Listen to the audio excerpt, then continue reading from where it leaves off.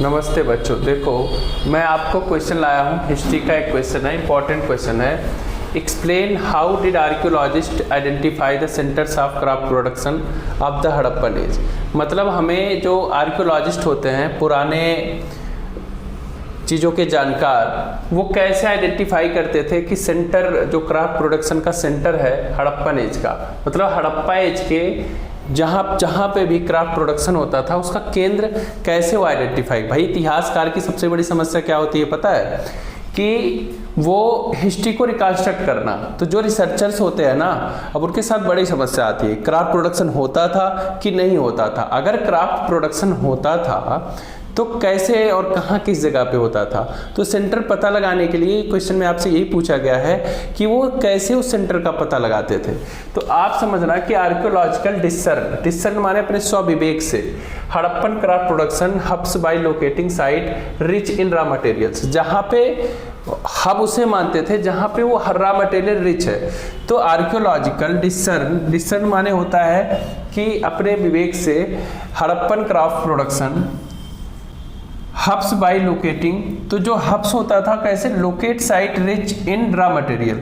जहाँ पे साइट, जहाँ पे ज़्यादा रिच मटेरियल होते थे ना, वहाँ पे वो देखते थे। दूसरा टूल्स देख लेते थे कि कहाँ पे टूल्स है। अनफिनिश्ड ऑब्जेक्ट जो है, जो खत्म नहीं हुआ बनाते बनाते, या वेस्ट रिमेंट मतलब जो कुछ अपशिष्ट अवशेष बचे हैं। वेस्ट रेमनेंट्स मतलब होता है कि देखो जैसे हमने कुछ सामान बनाना शुरू किया ना, तो कुछ बचता है या कुछ खराब होता है तो उसे हम फेंक देते हैं। अनफिनिश्ड ऑब्जेक्ट जो मतलब पूरी तरीके से कंप्लीट नहीं हो गया, आधे पे रुका होगा, या कुछ ऐसे सिविलाइजेशन रुकी होगी तो कुछ अनफिनिश्ड ऑब्जेक्ट भी मिलेंगे।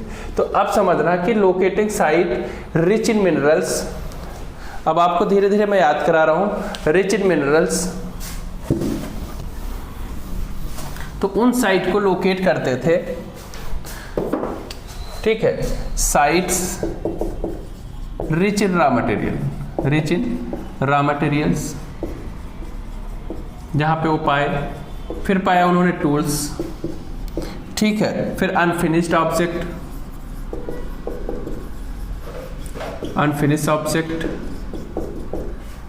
ठीक। और इसके बाद तुम्हारा डिस्टिंक्टिव टूल्स और वेस्ट रेमनेंट्स, ये चार चीज, वेस्ट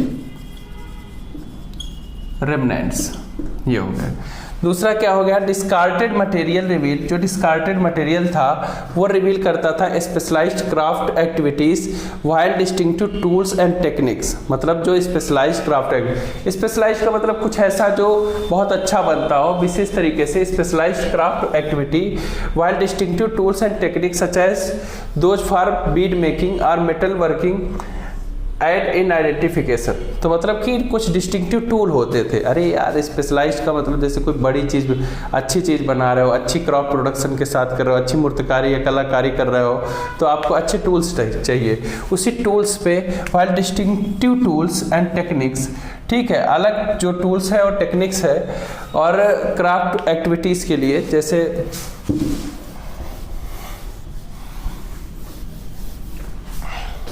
देख लो, स्पेशलाइज्ड क्राफ्ट एक्टिविटी के लिए